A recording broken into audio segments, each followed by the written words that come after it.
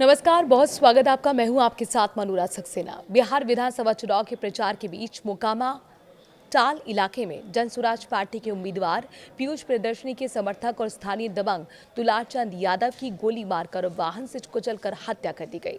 इस जघन्य वारदात में मोकामा की चुनावी राजनीति में भी भारी उबाल ला दिया है। लगातार आपको इस बड़ी खबर पर हम अपडेट दे रहे हैं। दुलार चंद यादव के पैर में गोली लगी थी और शरीर पर कई चोट के निशान मिले हैं। एक बहुत बड़ा खुलासा इस पूरे मामले में अब तक हुआ है। तो ताज़ा अपडेट यही है कि जो पहले कहा जा रहा था कि गोली लगने से उनकी मौत हुई है, दरअसल जो पोस्टमार्टम डॉक्टर्स कर रहे थे उनके मुताबिक जो गोली लगी है वो एंकल ज्वाइंट पे लगी है, आर पार कर दी गई है और इसकी बहुत कम पॉसिबिलिटीज़ हैं कि इस तरह की गोली लगने से उनकी मौत हुई हो। हालांकि शरीर पर कुछ रगड़ने के निशान, घाव ज़रूर हैं।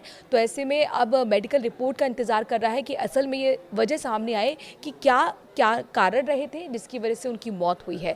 तो कुल मिलाकर एक ये ऐसा खुलासा है जिसमें एक नई दिशा इस पूरे मामले में अब लेता हुआ ये पूरा केस नजर आ रहा है। मोकामा गोलीकांड में मारे गए दुलार चंद यादव के पोस्टमार्टम की रिपोर्ट में कई अहम बातें सामने आई हैं।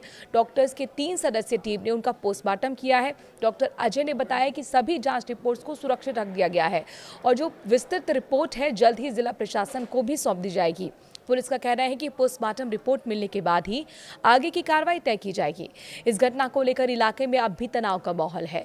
दुलार चंद यादव के पोस्टमार्टम के बाद पुलिस ने दर्ज की है 3 एफआईआर। मोकामा हत्याकांड को लेकर ग्रामीण एसपी विक्रम सिन्हा ने जानकारी दी है कि आज भारी भीड़ की मौजूदगी में अनुमंडलीय अस्पताल में दुलार चंद यादव को पोस्टमार्टम कराया गया। करीब 2 घंटे तक चले पोस्टमार्टम के दौरान एक्सरे भी किया गया। इसके बाद शव को उनके आवास पर ले जाया गया। एसपी ने बताया कि इस मामले में अब तक 3 प्राथमिकी दर्ज की गई हैं और पत्थरबाजी में शामिल 2 लोगों को हिरासत में लिया गया है। आपको बता दें कि जब दुलार चंद की शव यात्रा निकाली जा रही थी तब वहां पर पत्थरबाजी हो गई, गोली चलने लगी।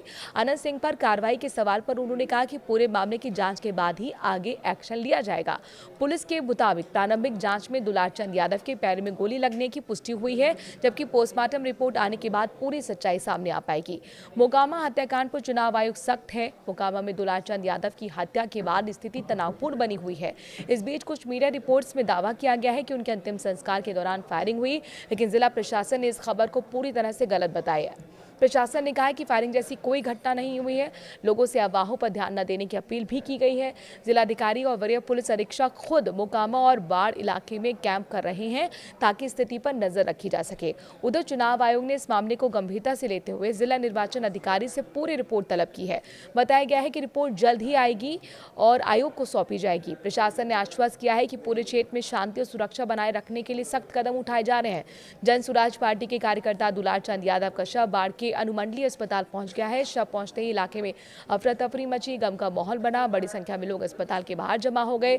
समर्थकों की भीड़ जमा हो गई। सुरक्षा व्यवस्था संभालने में काफी मशक्कत करनी पड़ी। आपको बता दें कि फिलहाल शव यात्रा के दौरान जो स्थिति बनी है उसको कंट्रोल में किया गया है। तेजस्वी यादव ने मोकामा हत्याकांड पर कई सवाल भी खड़े कर दिए हैं। यानी कुल मिलाकर इस मामले में प्रदेश में सियासत गर्म है। मोकामा में हुई गोलाबारी और हत्या की घटना पर राधोपुर से आरजेडी उम्मीदवार तेजस्वी यादव ने बड़ी प्रतिक्रिया दी। कहा कि लोकतंत्र में हिंसा की कोई जगह नहीं होनी चाहिए। तेजस्वी ने सवाल उठाया कि आखिर 40 गाड़ियों का काफिला हथियारों से लैस होकर कैसे घूम रहा था। उन्होंने चुनाव आयोग और प्रशासन पर भी लापरवाही का आरोप लगाते हुए पूछा कि अब तक इस मामले में क्या कार्रवाई हुई है।